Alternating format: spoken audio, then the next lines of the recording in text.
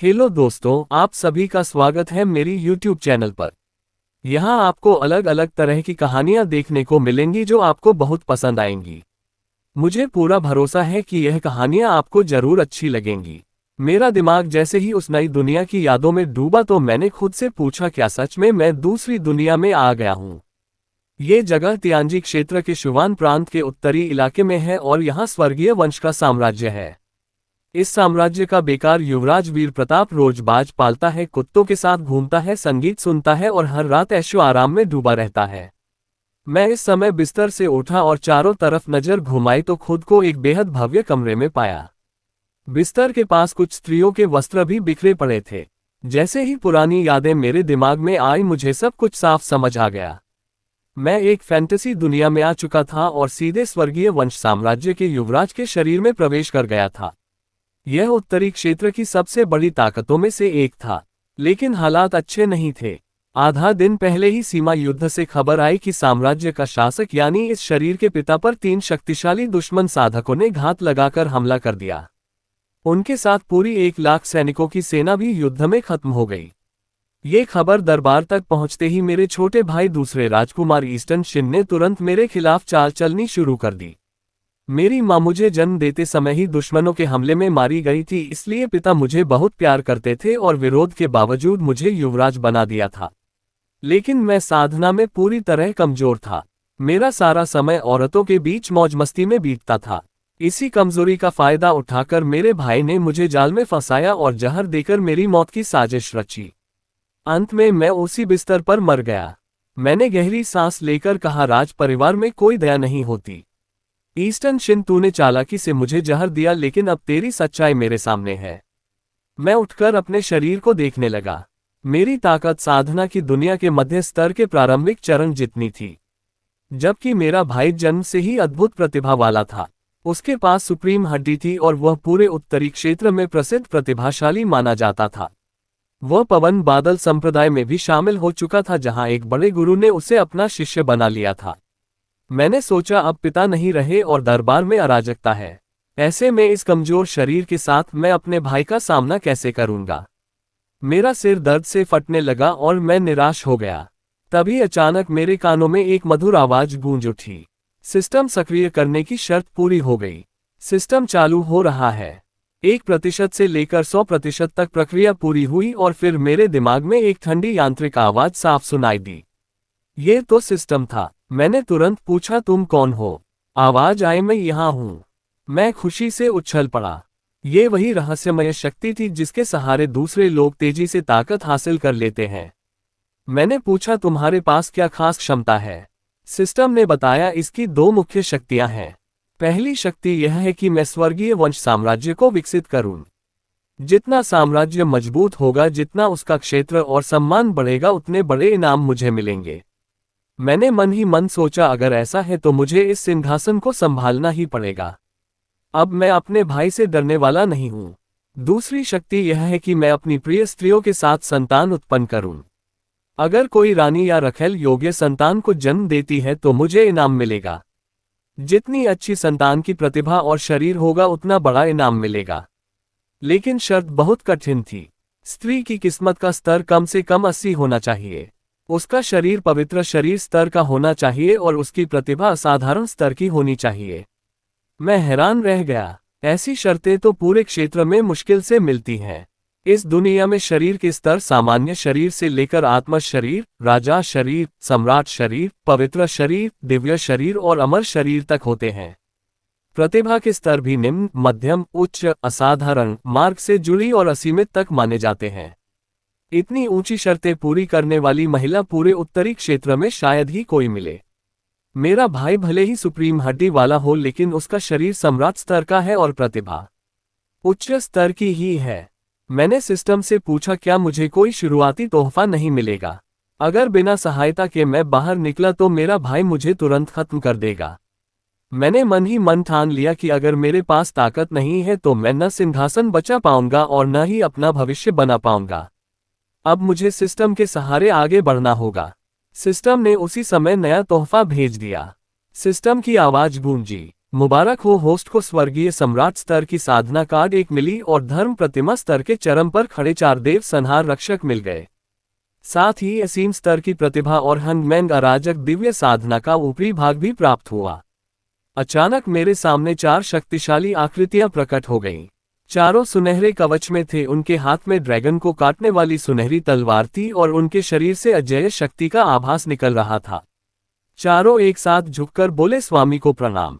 मैं खुशी से भर गया और कहा, औपचारिकता की जरूरत नहीं। इन चारों रक्षकों के साथ अब मुझे ईस्टर्न शिन से डरने की कोई जरूरत नहीं थी। उसकी सुप्रीम हड्डी आखिर में मेरे लिए ही फायदा बनकर रह जाएगी। धर्म प्रतिमा स्तर का चरम साधक पूरे उत्तरी क्षेत्र में बहुत बड़ी ताकत माना जाता है। मेरी साम्राज्य में मेरे पिता के बाद केवल एक वरिष्ठ मंत्री ही इस स्तर तक पहुंचा था। लेकिन अब मेरे पास 4 ऐसे रक्षक थे। इसका मतलब था कि अब मेरे पास खुलकर चलने की ताकत आ चुकी थी। मैंने तुरंत सिस्टम से कहा, स्वर्गीय सम्राट स्तर की साधना कार्ड इस्तेमाल करो। कार्ड इस्तेमाल होते ही मेरे शरीर में तेज रोशनी फैल गई। मेरी शक्ति अचानक तेजी से बढ़ने लगी। साधना स्तर एक के बाद एक ऊपर उठता गया। अंत में मेरी ताकत सीधे स्वर्गीय सम्राट स्तर के पहले आसमान तक पहुंच गई। मैंने अपने शरीर में असीम शक्ति महसूस की। मेरी दिव्य चेतना पूरे राजमहल में फैल सकती थी। अब मेरी ताकत बहुत मजबूत हो चुकी थी। स्वर्गीय सम्राट स्तर का साधक पूरे उत्तरी क्षेत्र में बहुत दुर्लभ माना जाता है। ज्यादातर शक्तिशाली संप्रदायों के पास भी ऐसे 1 या 2 ही साधक होते हैं जो इस स्तर पर रक्षा करते हैं। अब मैं इस ताकत के साथ ईस्टर्न शिन को बिल्कुल महत्व नहीं दे रहा था। फिलहाल मैंने महल छोड़ने की जल्दी नहीं की। 4 देव संहार रक्षकों की सुरक्षा में मैं हंगमैन अराजक दिव्य साधना का अभ्यास करने लगा। उसी समय दूसरे महल में ईस्टर्न शिन अपने खास लोगों के साथ खड़ा था। उसके सामने वही महिला थी जिसने मुझे जहर दिया था। ईस्टर्न शिन ने पूछा, क्या तुम पूरी तरह से सुनिश्चित हो कि वह मर चुका है? महिला ने जवाब दिया, मैंने उसकी सांस और जीवन ऊर्जा पूरी तरह खत्म होते देखी है। वह अब इस दुनिया में नहीं बच सकता। ये सुनकर ईस्टर्न शिन हंस पड़ा और बोला, अच्छा काम किया, तुम अब जा सकती हो, आराम करो। जैसे ही वह मुड़ने लगी, एक वृद्ध व्यक्ति ने अचानक उस पर आग का प्रहार कर दिया। वह बूढ़ा व्यक्ति चरम स्तर के साधना वाले थे और उसकी शक्ति उस महिला के लिए बिल्कुल भी झेलने लायक नहीं थी। एक दर्द भरी चीख के साथ वह महिला जलकर राख हो गई और उसके अस्तित्व का कोई निशान नहीं बचा। ईस्टर्न शिन ने ठंडी हंसी हंसते हुए कहा, क्या मजाक है? मैं ऐसी खतरा रखने वाली को कैसे जीवित छोड़ सकता था? महिलाएं अक्सर सोच में कमजोर होती हैं। उसने आगे कहा, पिता ने गलती से वीर प्रताप को युवराज बना दिया था। अब वह मर चुका है तो उसे कौन बदला लेगा? पिता मुझे गलत समझते रहे, लेकिन अब वही सिंहासन मुझे संभालना चाहिए ताकि साम्राज्य सुरक्षित रह सके। महल से बाहर निकलकर उसने दरबार के अधिकारियों को बुलाने का आदेश दिया और अपने सिंहासन पर बैठने की तैयारी शुरू कर दी। उसी समय मेरे महल में साधना पूरी होने के बाद मेरे सामने सिस्टम ने फिर से सूचना दी। महान स्वप्न साम्राज्य में भाग्य की बेटी शियाओ किंगली दिखाई दी, जिसकी किस्मत का स्तर 95 है। उसके पास 9 नर्क दिव्य शरीर और उच्च प्रतिभा है। वह 9 नर्क सम्राज्ञी का पुनर्जन्म मानी जाती है। साथ ही आनंद संप्रदाय में हान वंशियाग नाम की एक और स्त्री मिली, जिसकी किस्मत का स्तर 85 है। उसके पास विलय शरीर और स्वाभाविक आकर्षक शरीर संरचना है। उसके साथ संबंध बनाने पर साधना में बड़ा लाभ मिलेगा। मैंने सुनते ही आंखें सिकोड़ ली। शियाओ किंगली महान स्वप्न साम्राज्य की तीसरी राजकुमारी है और वही मेरे पिता की मौत में शामिल साम्राज्य का हिस्सा भी है। अगर मैं उस साम्राज्य को नष्ट कर दूं और फिर उसे अपनी रानी बना लूं तो वह शायद मुझसे नफरत ही करेगी। मैं मुस्कुराया और मन में कहा, अगर वह मुझसे नफरत करती है तो करती रहे। 9 नर्क सम्राज्ञी भी आखिर मेरे हाथों से बच नहीं पाएगी। दूसरी महिला आनंद संप्रदाय से है, जो इस समय मेरे साम्राज्य से टकराने की स्थिति में नहीं है, इसलिए फिलहाल मैं पहले महान स्वप्न साम्राज्य पर हमला करूंगा। सिस्टम मेरे साथ है, इसलिए मुझे भरोसा है कि जल्द ही हान वंशियांग भी मेरे नियंत्रण से बाहर नहीं रहेगी। उसका विलय शरीर और आकर्षक हड्डी संरचना निश्चित ही मेरे भविष्य की ताकत बनेगी। मैंने मन ही मन सिस्टम से पूछा, मेरी स्वर्गीय वंश साम्राज्य की वर्तमान प्रतिष्ठा कितनी है? सिस्टम की आवाज आई, प्रतिष्ठा अंक 1200 है। विशेष सूचना यह है कि होस्ट केवल तभी प्रतिष्ठा बढ़ा सकता है जब वह सिंहासन संभाल ले। हर 100 प्रतिष्ठा अंकों पर होस्ट को इनाम मिलेगा। इसके अलावा विशेष उपलब्धि पुरस्कार भी होंगे। जब प्रतिष्ठा अंक 2000, 3000, 5000 और आगे इसी तरह के स्तर तक पहुंचेंगे तो सिस्टम से खास उपलब्धि उपहार पैकेज मिलेगा जिसमें बड़े इनाम होंगे। ये सुनकर मैं हल्का सा मुस्कुराया। अब सबसे जरूरी काम है पहले सिंहासन संभालना और उसके बाद बाकी योजनाएं बनाना। मैं अभी यह सोच ही रहा था कि दरवाजे के बाहर शोर सुनाई दिया। चारों देव संहार रक्षकों ने तुरंत महसूस किया कि कोई पास आ रहा है और हमला करने को तैयार हो गए। लेकिन मैंने उन्हें रुकने का इशारा किया। दरवाजे के बाहर दो सैनिक धीरे आवाज में बात कर रहे थे। वे कह रहे थे आज के बाद ये साम्राज्य पूरी तरह दूसरे राजकुमार का होगा। हमने इतने समय तक इंतजार किया और अब आखिरकार हमें उभरने का मौका मिला है। एक ने कहा मुझे समझ नहीं आता कि महाराज ने वीर प्रताप को युवराज कैसे बना दिया जबकि दूसरा राजकुमार इतना प्रतिभाशाली है। एक कामुक और बेकार व्यक्ति को सिंहासन कैसे मिल सकता है। दूसरे ने जवाब दिया अब इन बातों का क्या फायदा। राजकुमार ने दरबार में सभी अधिकारियों को बुला लिया है और सिंहासन संभालने की तैयारी कर रहा है। हमें बस वीर प्रताप की लाश लेकर आदेश पूरा करना है। मेरी साधना अब बहुत ऊंची हो चुकी थी इसलिए मैं उनकी फुसफुसाहट साफ सुन पा रहा था। उनके कदम धीरे धीरे मेरे दरवाजे की ओर बढ़ रहे थे। उन्होंने दरवाजा खटखटाए बिना ही यह सोचकर अंदर धक्का दे दिया कि मैं पहले ही मर चुका हूं। चर्रा की आवाज के साथ दरवाजा खुला और दो मध्यम आयु के सैनिक अंदर आए। जैसे ही उनकी नजर मुझ पर पड़ी वे एकदम जम गए। मैं उन्हें शांत मुस्कान के साथ देख रहा था। दोनों के चेहरे डर से सफेद पड़ गए। वे घबराकर बोले वीर प्रताप आप अभी जिंदा कैसे हैं। मैंने हल्की हंसी के साथ पूछा कप्तान ली और कप्तान लिन तुम दोनों बिना अनुमति मेरे महल में क्या करने आए हो। वे हकला गए और कोई जवाब नहीं दे पाए। मैंने सीधे कहा अभी अभी मैंने सुना कि दूसरे राजकुमार ने दरबार में अधिकारियों को बुलाकर सिंहासन संभालने की तैयारी कर ली है। अगर मैं जिंदा हूं तो उसकी योजना अधूरी रह जाएगी। ये सुनकर उनके चेहरे का रंग उड़ गया। एक ने डरते हुए पूछा क्या तुम सब जानते हो। उन्होंने तुरंत एक दूसरे को देखा और मन ही मन फैसला कर लिया। झट से दोनों ने अपनी गति बढ़ाई और हाथ में खंजर निकालकर मुझ पर हमला कर दिया। उनकी साधना भटकते ड्रैगन स्तर की थी। उन्होंने मेरे पीछे से और सामने से घेरकर हमला किया ताकि मैं भाग न सकूं। वे चिल्लाए वीर प्रताप अब खेल खत्म। दूसरे राजकुमार का महान कार्य तुम जैसे बेकार व्यक्ति से बाधित नहीं होगा। लेकिन मैं वहीं खड़ा रहा। न मैं हिला न मैंने बचाव किया। अचानक एक तलवार की चमक पूरे कमरे में फैल गई। हवा इतनी तेज चली जैसे तूफान उठ गया हो। एक देव संहार रक्षक ने अपनी उंगलियों से तलवार की ऊर्जा छोड़ी और दोनों सैनिकों को जोरदार प्रहार से उड़ा दिया। उनकी नसें टूट गईं और वे जमीन पर गिर पड़े। वे खून उगलते हुए चीखे ये कैसे संभव है। तुम्हारे पास इतना शक्तिशाली साधक कैसे है। मैं हल्का मुस्कुराया और अपने शरीर से स्वर्गीय सम्राट स्तर की हल्की शक्ति बाहर निकाली। जैसे ही वह शक्ति फैली दोनों सैनिकों की आंखें फटी रह गईं। उन्होंने एक साथ चिल्लाकर कहा स्वर्गीय सम्राट स्तर। उनके लिए ये सपना जैसा था। जिस बेकार युवराज को वे तुच्छ समझते थे वह अचानक उत्तरी क्षेत्र की सर्वोच्च शक्ति के स्तर पर खड़ा था। मेरी हल्की सी दबाव शक्ति ने ही उन्हें कुचल दिया और पल भर में दोनों खून के धुएं में बदल गए। मैंने ठंडी मुस्कान के साथ कहा दरबार के अधिकारी और सिंहासन ग्रहण समारोह देखता हूं जब वे मुझे इस रूप में देखेंगे तो उनके चेहरे का क्या हाल होगा। चलो मुख्य हॉल की ओर। चारों रक्षकों ने एक साथ उत्तर दिया हाँ स्वामी। इस समय स्वर्गीय वंश साम्राज्य के विशाल मुख्य हॉल में सभी नागरिक और सैन्य अधिकारी इकट्ठा हो चुके थे। हॉल के अंदर हल्की फुसफुसाहट चल रही थी। दोनों तरफ पहली पंक्ति में खड़े दो बुजुर्ग अपने शरीर से धर्म प्रतिमा स्तर की शक्तिशाली आभा फैला रहे थे। एक थे राज सलाहकार वांग युएशिन जिनकी साधना धर्म प्रतिमा स्तर के अंतिम चरण तक पहुंच चुकी थी। वे इस साम्राज्य के तीसरे सबसे शक्तिशाली व्यक्ति थे। दूसरे थे बाएं प्रधानमंत्री जुओ शुवानकी जिनकी साधना धर्म प्रतिमा स्तर के चरम पर थी और फिलहाल वे साम्राज्य के सबसे मजबूत साधक माने जाते थे। लेकिन आज दोनों ही शोक वस्त्र पहने खड़े थे क्योंकि युद्ध में साम्राज्य के शासक की मृत्यु हो गई थी। उनके चेहरे गंभीर और उदास थे। महामंत्री झांग लिन राज सलाहकार के पीछे चुपचाप खड़े थे और हॉल के दरवाजे की ओर नजर टिकाए हुए थे। तभी भारी कदमों की आवाज गूंजी। सभी अधिकारियों की नजर एक साथ दरवाजे की ओर मुड़ गई।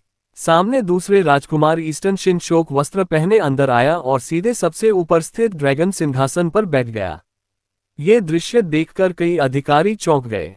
उन्हें समझ नहीं आया कि वह अभी से सिंहासन पर कैसे बैठ गया। बाएं प्रधानमंत्री ने अपनी गहरी नजरों से ईस्टर्न शिन को देखा, फिर चुपचाप सब कुछ समझने की कोशिश करने लगे। वे जानते थे कि महान स्वप्न साम्राज्य और कुछ गुप्त संगठन मिलकर इस पूरे षड्यंत्र में शामिल थे। ईस्टर्न शिन ने गंभीर चेहरे के साथ कहा, महान स्वप्न साम्राज्य ने रक्तछाया टॉवर और दुष्ट चंद्र मंडल के साथ मिलकर मेरे पिता पर हमला किया और पूरी सेना को खत्म कर दिया। अब अभी हाल ही में रक्तछाया टॉवर के हत्यारे ने मेरे बड़े भाई के महल में घुसकर उसे जहर दिया और उसकी जान ले ली। मैं अपने भाई के लिए गहरा शोक व्यक्त करता हूं। उन्होंने पहले मेरे पिता को मारा और फिर मेरे भाई को खत्म कर दिया। यह अपमान हम सहन नहीं करेंगे। लेकिन देश एक दिन भी बिना शासक के नहीं रह सकता। अगर साम्राज्य में अराजकता फैल गई तो दुश्मनों को ही फायदा होगा। इसलिए मैं आज से स्वर्गीय वंश साम्राज्य का शासक घोषित करता हूं। क्या किसी को कोई आपत्ति है? ये सुनकर पूरे हॉल में हलचल मच गई। कई अधिकारी हैरान हो गए। फिर शाही सुरक्षा दल के कमांडर ने कहा, घुसपैठ करने वाला धर्म प्रतिमा स्तर का हत्यारा था। हमारी सेना उसे रोक नहीं सकी, लेकिन सौभाग्य से महामंत्री समय पर पहुंचकर उसे भगा दिया। जब अधिकारियों ने सुना कि धर्म प्रतिमा स्तर का हत्यारा आया था तो वे और भी हैरान हो गए। रक्तछाया टॉवर एक शीर्ष स्तर का हत्यारा संगठन है। उनके हत्यारे 4 श्रेणियों में बंटे होते हैं: कांस्य, रजत, स्वर्ण और सर्वोच्च। स्वर्ण स्तर के हत्यारे कम से कम स्वर्गीय मानव स्तर के चरम साधक होते हैं और अधिकतर धर्म प्रतिमा स्तर तक पहुंच चुके होते हैं। ऐसे हत्यारे का साम्राज्य के भीतर घुसकर युवराज को मारना सच में चौंकाने वाली बात थी। महामंत्री ने भी दुख का नाटक करते हुए कहा, मैंने हत्यारे को भगा तो दिया, लेकिन देर हो गई। युवराज बहुत कम उम्र में ही हमें छोड़कर चला गया। तभी एक जनरल ने जोर से कहा, अब केवल दूसरे राजकुमार ही साम्राज्य को संभाल सकते हैं। हमें उन्हें सिंहासन पर बैठाकर पिता और भाई की मौत का बदला लेना चाहिए। इसके बाद कई अधिकारी एक साथ बोल पड़े, दूसरे राजकुमार ही अब हमारी उम्मीद हैं। कृपया वे सिंहासन संभालें। कुछ अधिकारी जो पहले चुप थे वे भी माहौल देखकर झुक गए और समर्थन देने लगे। 3 बड़े पदाधिकारी यानी प्रधानमंत्री, सलाहकार और महान जनरल खड़े रहे क्योंकि उन्हें झुकने की जरूरत नहीं थी। ईस्टर्न शिन ने नाटक करते हुए कहा, अच्छा, यदि किसी को आपत्ति नहीं है तो मैं सिंहासन स्वीकार करता हूं। उसने साम्राज्य की स्थापना का शाही मुहर अपने हाथ में उठाया और घोषणा करने ही वाला था। सभी अधिकारी एक साथ झुककर जयकारा लगाने वाले थे, तभी अचानक एक परिचित आवाज गूंज उठी, रुको, अभी इतना जल्दी जयकारा लगाना सही नहीं होगा। हॉल के सभी लोग चौंककर दरवाजे की ओर देखने लगे और फिर अंदर वीर प्रताप 4 देव संहार रक्षकों के साथ गंभीर चेहरे लिए चलते हुए प्रवेश कर गया। बाएं प्रधानमंत्री और महान जनरल एक दूसरे को देखकर हैरान रह गए। ईस्टर्न शिन की आंखें सिकुड़ गईं। उसके चेहरे पर झटका और घबराहट की झलक साफ दिखी। महामंत्री और लेफ्टिनेंट जनरल भी तुरंत समझ गए कि कुछ गड़बड़ हो गई है। ईस्टर्न शिन के मन में क्रोध भड़क उठा। उसने मन ही मन उस महिला को कोसते हुए कहा, तूने झूठ क्यों बोला? तूने कहा था वह मर चुका है, फिर यह यहाँ कैसे खड़ा है? अब उसके अंदर शक भी पैदा हो गया। उसने जिन 2 लोगों को लाश लेने भेजा था वे भी वापस नहीं आए थे। शायद वे दोनों भी धोखा दे गए। वीर प्रताप शांत आवाज में बोला, तुम लोग मुझे मरा हुआ घोषित करके सिंहासन हथियाना चाहते थे। वह सीधे ईस्टर्न शिन की ओर देखते हुए आगे बढ़ा। दरबार में मौजूद अधिकारी हैरान होकर बोले, क्या युवराज अभी जिंदा हैं?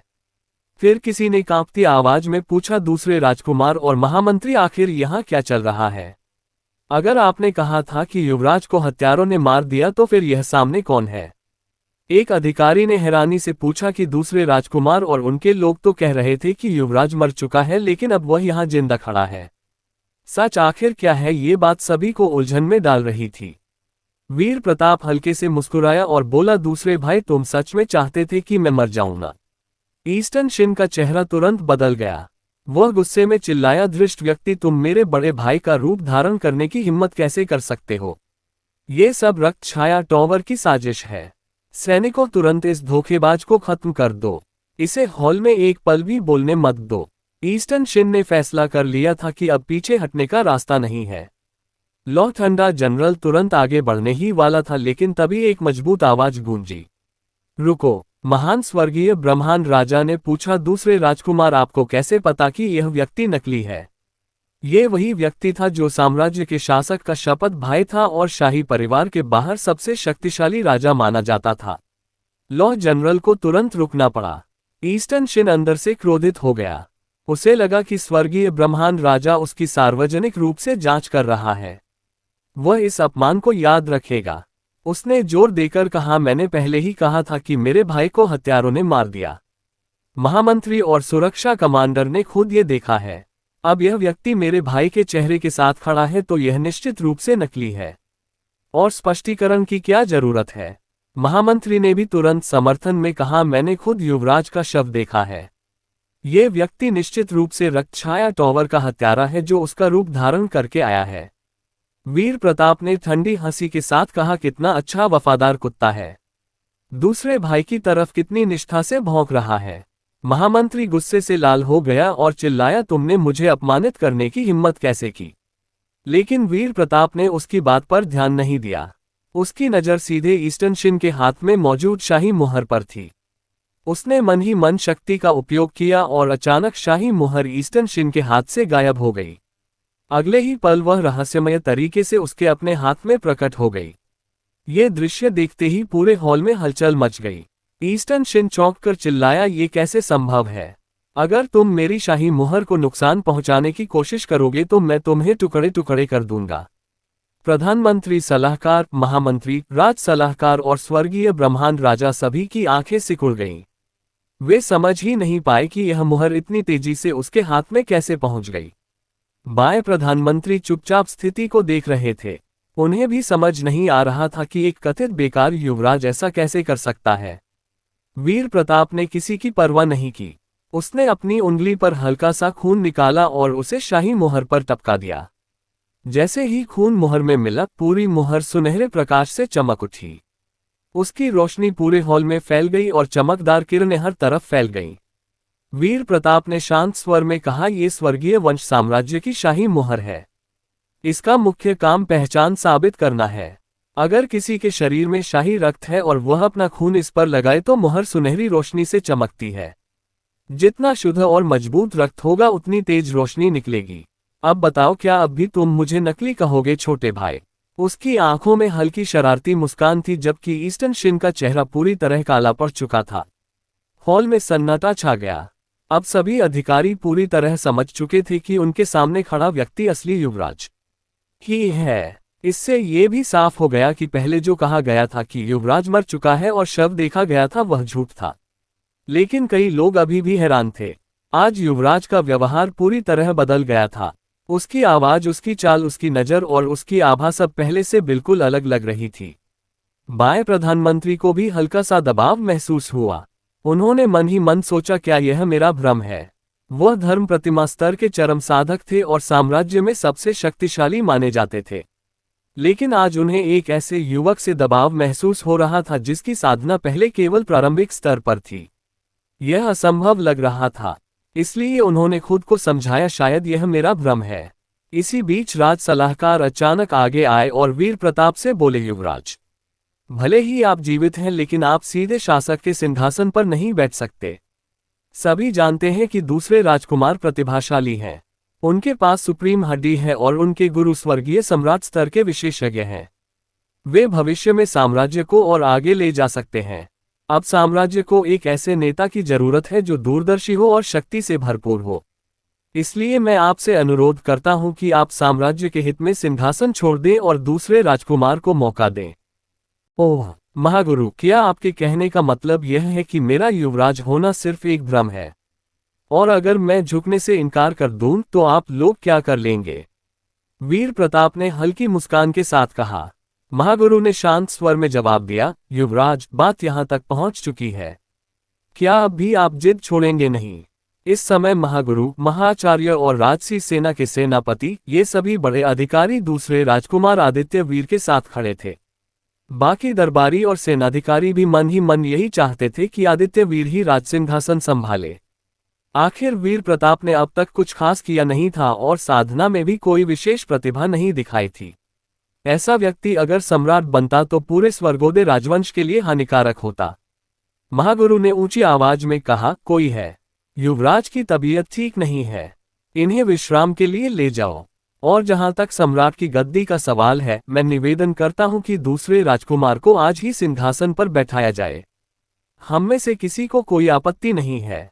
इतना कहते ही लोहमर्दन सेनापति आगे बढ़ा ताकि वीर प्रताप को दबाकर वहां से हटाया जा सके। तभी अचानक एक जोरदार धमाका हुआ। जैसे ही वह पास पहुंचा, एक देवसिंहार प्रहरी ने बिजली की गति से वार किया और एक ही तलवार के प्रहार में उसे 2 टुकड़ों में काट डाला। खून वहीं बहने लगा। पूरा दरबार सन्न रह गया। क्या धर्ममूर्ति स्तर! सभी दरबारी और सेनाधिकारी हक्के बक्के रह गए। आदित्य वीर और महागुरु के चेहरे पर अविश्वास साफ दिखाई दे रहा था। उस प्रहरी से जो आभा निकल रही थी, वह स्पष्ट रूप से धर्ममूर्ति साधक की थी। क्या युवराज के पास धर्ममूर्ति स्तर का रक्षक था? ये कैसे संभव है? तभी प्रधानमंत्री ने कांपती आवाज में कहा, तुम धर्ममूर्ति शिखर स्तर पर हो। प्रधानमंत्री ने महसूस किया कि उस देवसिंहार प्रहरी की शक्ति उसकी अपनी शक्ति के बराबर थी, बल्कि उससे भी अधिक प्रबल थी। धर्ममूर्ति शिखर स्तर! ये सुनते ही दरबार में और भी खलबली मच गई। कई लोगों के चेहरे पर भय और अविश्वास साफ झलकने लगा। महागुरु और आदित्य वीर का चेहरा भी पीला पड़ गया। उत्तरी क्षेत्र में धर्ममूर्ति शिखर स्तर का साधक गिने चुने लोगों में होता था और ऐसा व्यक्ति वीर प्रताप की रक्षा कर रहा था। तभी वीर प्रताप ने हल्की मुस्कान के साथ कहा, शायद मैं इनका परिचय देना भूल गया। ये चारों मेरे देवसिंहार प्रहरी हैं। इनकी शक्ति लगभग प्रधानमंत्री के बराबर है, बस धर्ममूर्ति शिखर स्तर तक। तो बताए, इन चारों के रहते क्या मैं आज इस सिंहासन पर बैठ सकता हूं? उसकी मुस्कान में अब हल्की सी दहशत भी झलक रही थी। चार धर्ममूर्ति शिखर स्तर! इतना सुनते ही बाकी तीनों प्रहरियों ने भी अपनी आभा प्रकट कर दी। चारों की प्रचंड शक्ति पूरे दरबार में फैल गई। प्रधानमंत्री समेत सभी लोगों के माथे पर ठंडा पसीना आ गया। कुछ कमजोर साधक तो उस दबाव को सह भी नहीं पाए और सीधे घुटनों के बल गिर पड़े। आदित्य वीर भी कांप रहा था। उसकी कमर दबाव से झुकने लगी थी, दांत भींचे हुए वह किसी तरह खुद को संभाल रहा था। वीर प्रताप धीरे धीरे महागुरु के सामने पहुंचा। हाथ में राजमुद्रा थी। उसने उसकी ओर देखकर कहा, उत्तर दीजिए, क्या मैं इस राज सिंहासन के योग्य हूं? महागुरु भी उस भयानक दबाव को सह रहा था। उसे समझ आ गया था कि आज उसने वीर प्रताप को पूरी तरह नाराज कर दिया है। 4 धर्ममूर्ति शिखर स्तर के साधक उसके अधीन हैं, ये किसी वज्रपात से कम नहीं था।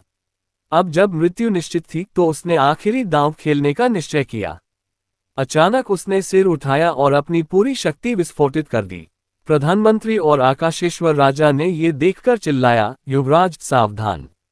उसी क्षण महागुरु ने अपना हाथ बढ़ाकर वीर प्रताप की ओर झपट्टा मारा।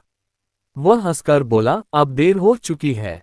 उसे खुद भी उम्मीद नहीं थी कि वीर प्रताप इतनी लापरवाही से उसके सामने आ जाएगा। लेकिन जैसे ही उसका हाथ वीर प्रताप की गर्दन तक पहुंचने वाला था, वीर प्रताप के चेहरे पर हल्की मुस्कान आ गई।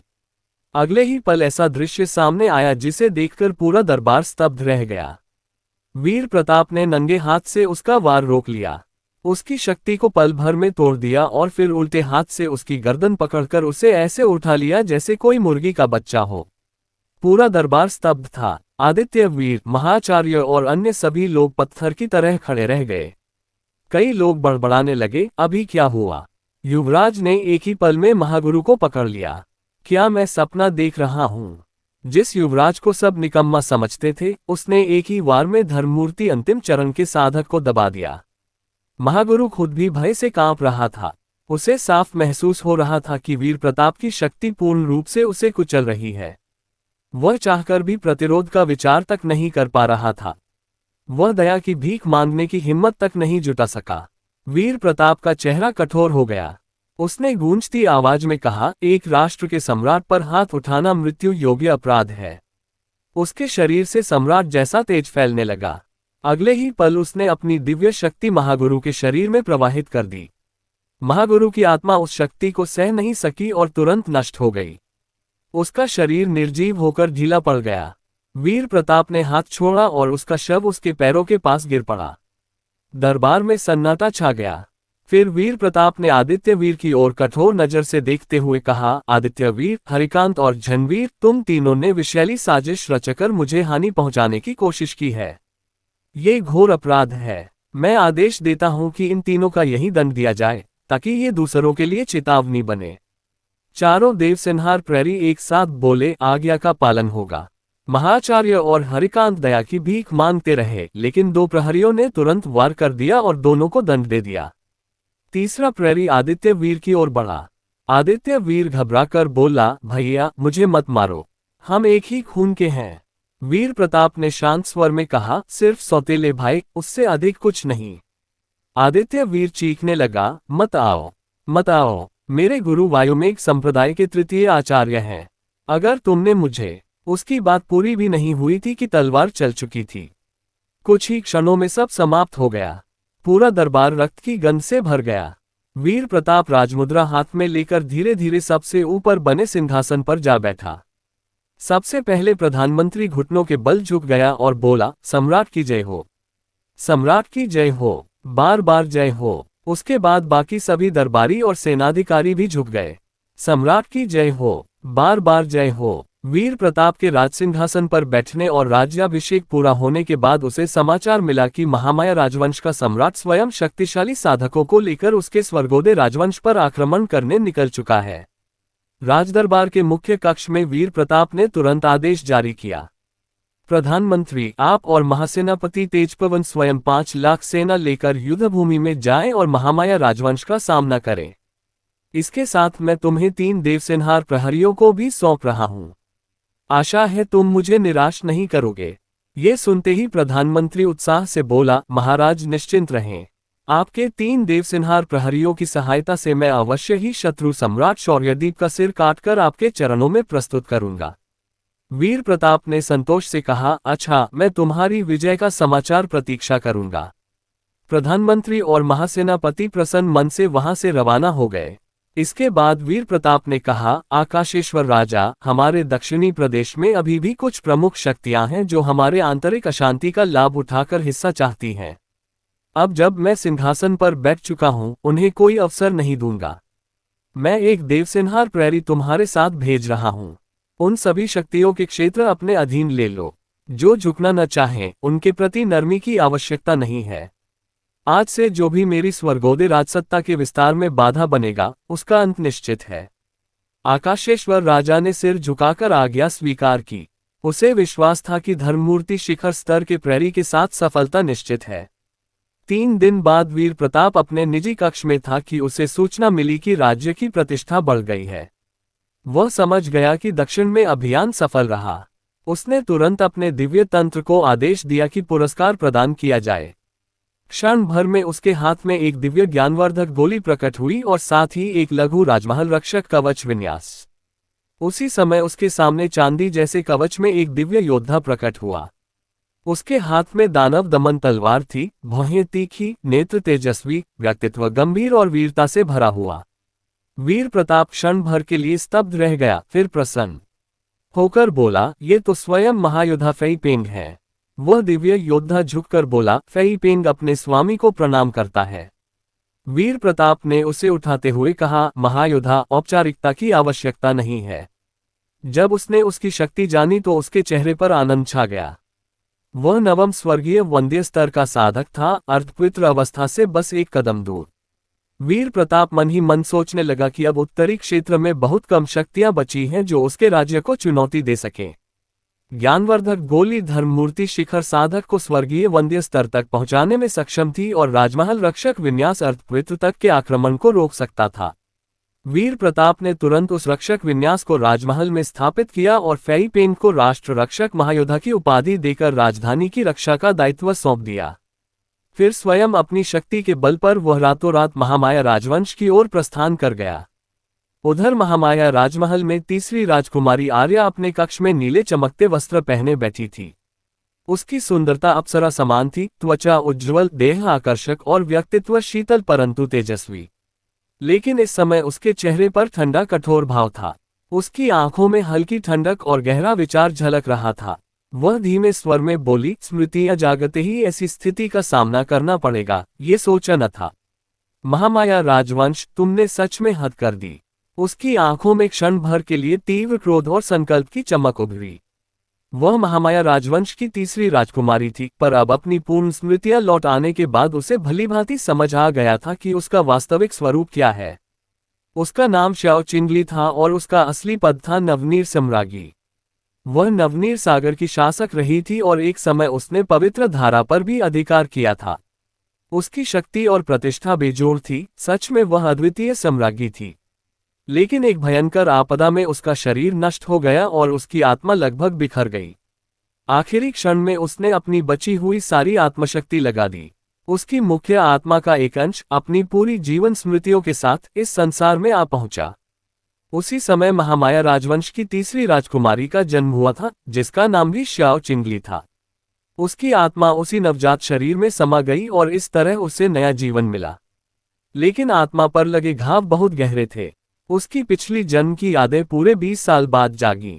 तब तक वह खुद को सच में इसी राजवंश की राजकुमारी मानती रही।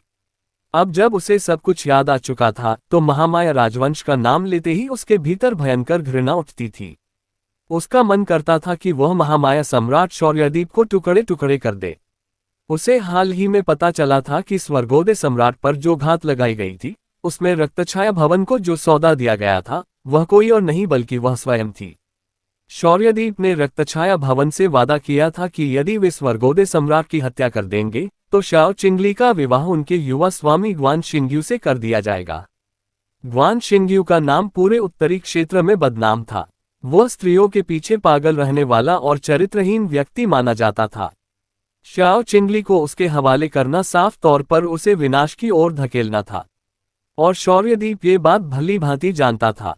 श्याओ चिंगली की आंखों में इस समय हत्या की तीव्र इच्छा झलक रही थी। उसने दांत भींचकर कहा, शौर्यदीप, श्याओ जुनशेन, जब मैं 10 साल और साधना कर लूंगी तो तुम सबको यमलोक भेज दूंगी।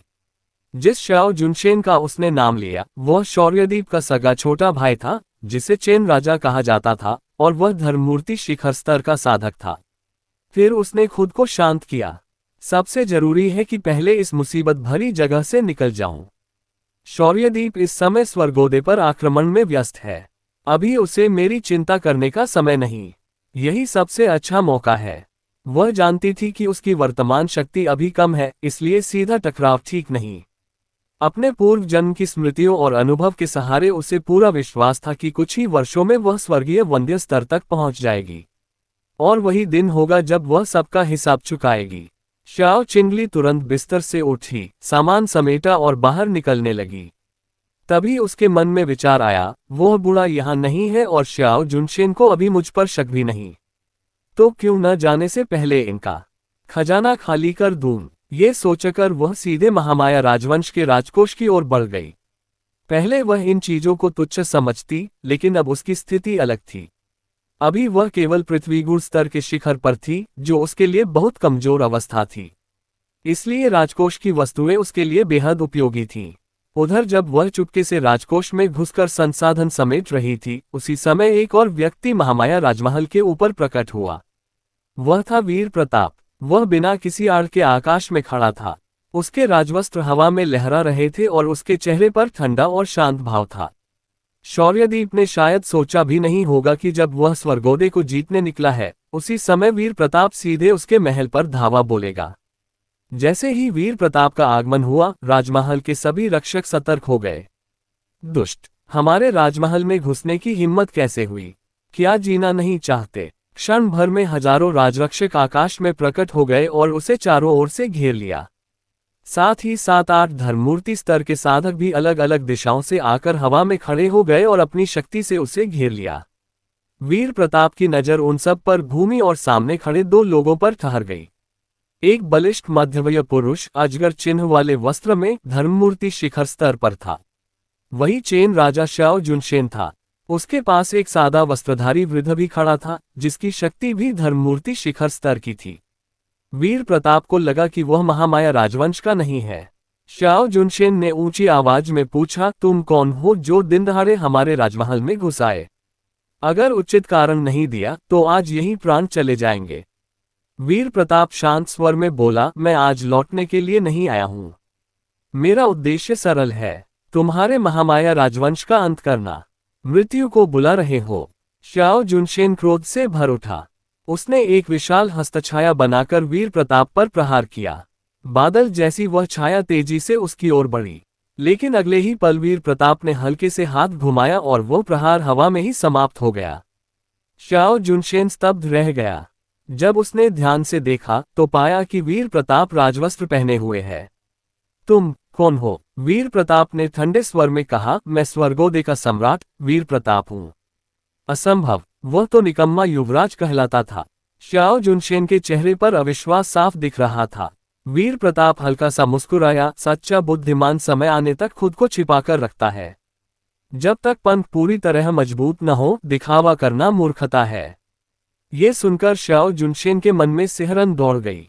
इतने वर्षों तक अपमान सहकर भी अपनी असली शक्ति छिपाए रखना ये साधारण बात नहीं थी।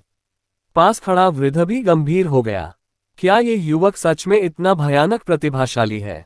सब मिलकर आक्रमण करो, इसे मार डालो। शाओ जुनशेन ने तुरंत आदेश दिया। हजारों रक्षक और 5 धर्ममूर्ति साधक एक साथ आगे बढ़े। आकाश में हजारों मीटर लंबी तलवार की छाया गिरी। अग्नि गोले बरसने लगे, जहरीले बादल छा गए और घना विष धुआं चारों ओर फैल गया। असंख्य शक्तियां एक साथ फूट पड़ी। सारे प्रहार एक ही लक्ष्य पर केंद्रित थे, वीर प्रताप पर। लेकिन वह बिल्कुल निडर खड़ा रहा। उसके चेहरे पर हल्की मुस्कान थी। वह बोला, अच्छा हुआ तुम सब एक साथ आ गए। अब मुझे एक एक करके ढूंढना नहीं पड़ेगा। जैसे ही सब लोगों ने एक साथ वीर प्रताप पर हमला किया, उसी क्षण उसने भी अपना कदम बढ़ा दिया। वह शांत खड़ा रहा, फिर धीरे से अपना दाहिना हाथ उठाया।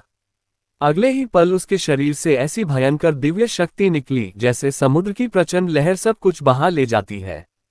उसकी आभा चारों दिशाओं में फैल गई और सामने जो भी था उसे दबाते हुए आगे बढ़ती चली गई। वीर प्रताप ने अपनी शक्ति बिल्कुल भी नहीं रोकी।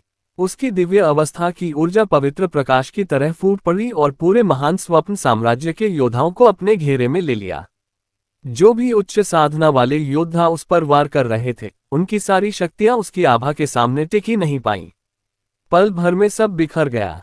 राजसेना और साम्राज्य के बड़े बड़े साधक भय से कांप उठे। उनकी आंखों में डर साफ दिखाई दे रहा था। वीर प्रताप की शक्ति इतनी प्रचंड थी कि कोई उसका सामना नहीं कर पाया। कुछ ही क्षणों में पूरा आकाश शांत हो गया। अब वहां जीवित सिर्फ 3 लोग बचे थे, वीर प्रताप, शौर्यदेव और एक वृद्ध उच्च साधक। शौर्यदेव का चेहरा पूरी तरह स्तब्ध था। वह जैसे पत्थर बन गया हो। उसे अपनी आंखों पर विश्वास नहीं हो रहा था। उसका पूरा साम्राज्य, उसकी सेना, उसके योद्धा सब वीर प्रताप की आभा के सामने समाप्त हो चुके थे। लेकिन सबसे बड़ा झटका उसे इस बात का था कि वीर प्रताप की साधना की अवस्था क्या है। दिव्य परम अवस्था। इतनी कम उम्र में कोई इस स्तर तक पहुंच जाए, यह उत्तरी क्षेत्र के इतिहास में कभी नहीं हुआ था। ऐसा विलक्षण प्रतिभाशाली व्यक्ति पहले कभी जन्मा ही नहीं। तभी वीर प्रताप धीमे कदमों से उसकी ओर बढ़ने लगा। घबराकर शौर्यदेव बोला, वीर प्रताप, तुम मुझे नहीं मार सकते। हमारा महान स्वप्न साम्राज्य अब ज्वलंत द्वीप के साथ गठबंधन में है।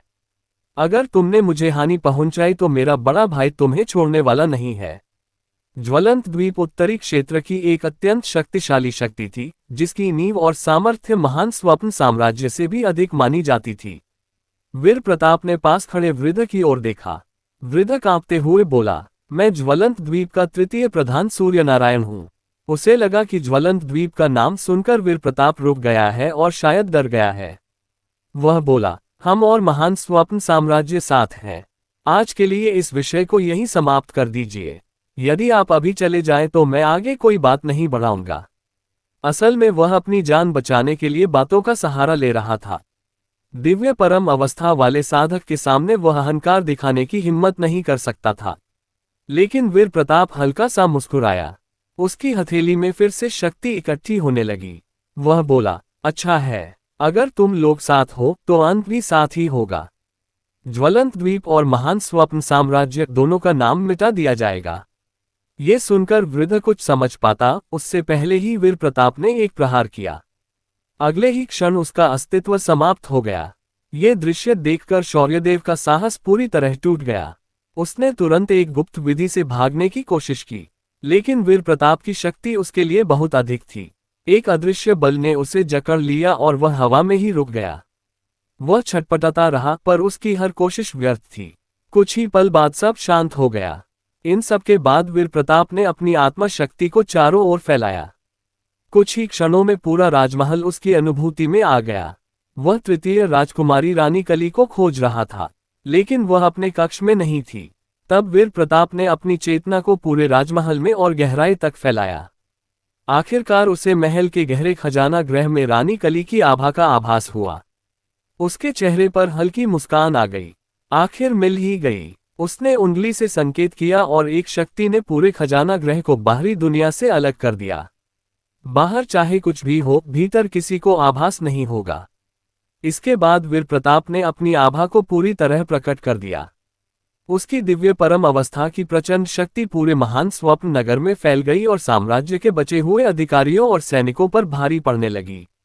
जब वीर प्रताप की दिव्य आभा पूरे महान स्वप्न साम्राज्य में फैलने लगी तो हर तरफ चीख पुकार मच गई। लोग चिल्लाने लगे, दिव्य परम अवस्था का महाशक्तिशाली साधक, हमने आखिर किसे नाराज कर दिया। राजमहल गिर गया, सब खत्म हो गया। ये तो संहार का देवता है, भागो। कुछ ही समय में पूरे साम्राज्य में हाहाकार मच गया। साम्राज्य से जुड़े अधिकारी, उनके परिवार, सेनापति और सैनिक सब वीर प्रताप की प्रचंड शक्ति के सामने टिक नहीं पाए। वीर प्रताप ने अपनी दिव्य प्रतिमा प्रकट की। आकाश छूती हुई उसकी विशाल आभा राजमहल के ऊपर खड़ी हो गई और पूरे राजमहल को पल भर में ध्वस्त कर दिया। इसके बाद उसने राजधानी के अधिकारियों को निशाना बनाया। उसके प्रहार ऐसे बरसे मानो दैवी दंड उतर आया हो। जो भी साम्राज्य के अत्याचारों से जुड़ा था वह बच नहीं सका। शहर में तैनात 2 लाख सैनिक भी एक ही प्रहार में निष्क्रिय हो गए। आधे से भी कम समय में महान स्वप्न साम्राज्य के बचे हुए सभी अधिकारी और सैनिक समाप्त हो चुके थे। राजधानी की गलियों में सन्नाटा था। लोग अपने घरों में छिपे हुए थे। जब महाशक्तिशाली लोग लड़ते हैं तो सामान्य लोग ही सबसे ज्यादा डरते हैं। जिनका इस संघर्ष से कोई लेना देना नहीं था, उन्हें वीर प्रताप ने हानि नहीं पहुंचाई। इसी समय महल के खजाना गृह के भीतर रानी कली पूरी तरह व्यस्त थी। उसकी कमर पर कई भंडारण थैलियां बंधी थीं और वह लगातार खजाने समेट रही थी। खजाना गृह की अलमारियां जो पहले कीमती वस्तुओं से भरी थीं, अब लगभग खाली हो चुकी थीं। दुर्लभ रत्न, दिव्य औषधियां और अमूल्य धरोहरें वह अपने अंगूठी में समेट चुकी थी। वह मन ही मन बोली, मुझे मोहरा बनाने की कोशिश की थी। अब देखना, मैं इन संसाधनों से अपनी साधना बढ़ाऊंगी और लौटकर सबका अंत कर दूंगी। जब उसका भंडारण स्थान पूरी तरह भर गया तो वह संतोष के साथ दरवाजे की ओर बढ़ी। जैसे ही उसने खजाने का द्वार खोला, बाहर का दृश्य देखकर वह स्तब्ध रह गई। चारों ओर टूटे हुए भवन, बिखरे हुए अवशेष और वीरानी थी। ये वही राजमहल था, पर पहचान में नहीं आ रहा था। वह कुछ क्षण वहीं खड़ी रह गई। अभी थोड़ी देर पहले तो सब सामान्य था, ये सब कैसे हो गया? तभी पीछे से किसी के कदमों की आहट आए। रानी कली तुरंत सतर्क हो गई। कौन है? वीर प्रताप धीरे धीरे उसके सामने आकर रुक गया। रानी कली की आभा और व्यक्तित्व असाधारण थे। वह पहले ही साम्राज्य की सबसे सुंदर और प्रभावशाली स्त्री मानी जाती थी, लेकिन आज उसके सामने खड़ा व्यक्ति साधारण नहीं था। वीर प्रताप ने शांत स्वर में कहा, मैं वीर प्रताप हूँ। रानी कली चौंक गई। तुम यहाँ कैसे? और यह सब क्या है? वीर प्रताप ने हल्की मुस्कान के साथ कहा, अब मैं सिर्फ युवराज नहीं, स्वयं राज्य का स्वामी हूँ। मैं यहाँ 2 कारणों से आया हूँ। पहला, महान स्वप्न साम्राज्य का अंत करने। दूसरा, तुम्हारे लिए। रानी कली ने भौहें सिकोड़ ली। सिर्फ तुमने पूरा साम्राज्य नष्ट कर दिया। तभी वीर प्रताप की दिव्य परम अवस्था की आभा उसके सामने प्रकट हुई। रानी कली का चेहरा बदल गया। तुम दिव्य परम अवस्था में हो? इतनी कम उम्र में कोई इस स्तर तक पहुंच जाए, यह असंभव जैसा था। उसे लगा मानो सामने खड़ा व्यक्ति वही वीर प्रताप नहीं, बल्कि कोई और ही हो। वीर प्रताप ने शांत भाव से कहा, अगर मेरी साधना इस स्तर पर है तो एक साम्राज्य का अंत करना कठिन नहीं होना चाहिए। रानी कली अब भी उसे गौर से देख रही थी। अगर तुमने सबका अंत कर दिया तो मुझे क्यों नहीं? तुम मुझसे क्या चाहते हो? उसके मन में अनेक प्रश्न उठ रहे थे। उसे आभास हो रहा था कि वीर प्रताप केवल युद्ध के लिए नहीं आया था। उसके आने का कोई और उद्देश्य भी था। तो चलिए दोस्तों, आज के लिए बस इतना ही। अगर आपको यह वीडियो अच्छी लगी हो और आप इसके नए एपिसोड जल्दी देखना चाहते हो तो लाइक करें, चैनल को सब्सक्राइब करें और कमेंट में कुछ भी लिख दें। तो चलिए दोस्तों, वीडियो यहीं खत्म करते हैं। बाय बाय, फिर मिलेंगे।